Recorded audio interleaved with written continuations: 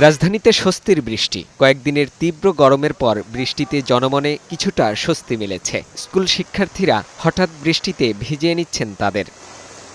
ঢাকার আকাশ সকাল থেকেই ছিল মেঘে ঢাকা। বিভিন্ন স্থানে গুঁড়ি গুঁড়ি বৃষ্টি হলেও দুপুরের দিকে রাজধানীতে ভারী বৃষ্টি নামে।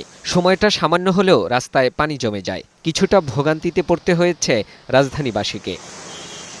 আবহাওয়াবিদ জানান, থেমে থেমে বৃষ্টি হচ্ছে দেশের বিভিন্ন জায়গায়, যা অব্যাহত থাকবে আরও কয়েকদিন। বৃষ্টিপাতের প্রবণতাটা বাড়বে এবং আগামী দিনগুলোতে প্রতিদিনই বৃষ্টিপাত হবে।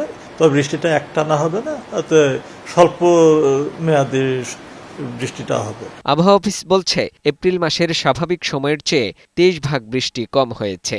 বৃষ্টিপাত বেড়ে যাওয়ায় কমে যাবে তাপমাত্রা। কালবৈশাখী ও বজ্রপাতের শঙ্কা রয়েছে, তবে ঘূর্ণিঝড়ের কোনো আশঙ্কা নেই। এখনকার যে বৃষ্টি কিন্তু শুধু বৃষ্টি না, বৃষ্টির সঙ্গে কি আছে, বজ্রপাত আছে, শিলাবৃষ্টি আছে, লাইটেনিং আছে, যেমন দমকা ঝড়ো বাতাস যেটা হচ্ছে সেটাকে আমরা কালবৈশাখী বলছি। তবে এখন পর্যন্ত যেটা আমরা দেখছি, এখন পর্যন্ত আগামী সপ্তাহ 10 দিন ঘূর্ণিঝড়ের কোনো আশঙ্কা নেই। এদিকে বজ্রপাতে একদিনে সারা দেশে 11 জনের মৃত্যুর খবর পাওয়া গেছে, যার মধ্যে কুমিল্লায় 4 জন, কিশোরগঞ্জে 3 জন, নেত্রকোনায় 2 জন, সুনামগঞ্জ ও নোয়াখালীতে 1 জন করে মারা গেছেন। এই ঘটনায় বেশ কয়েকজন আহত হয়েছেন।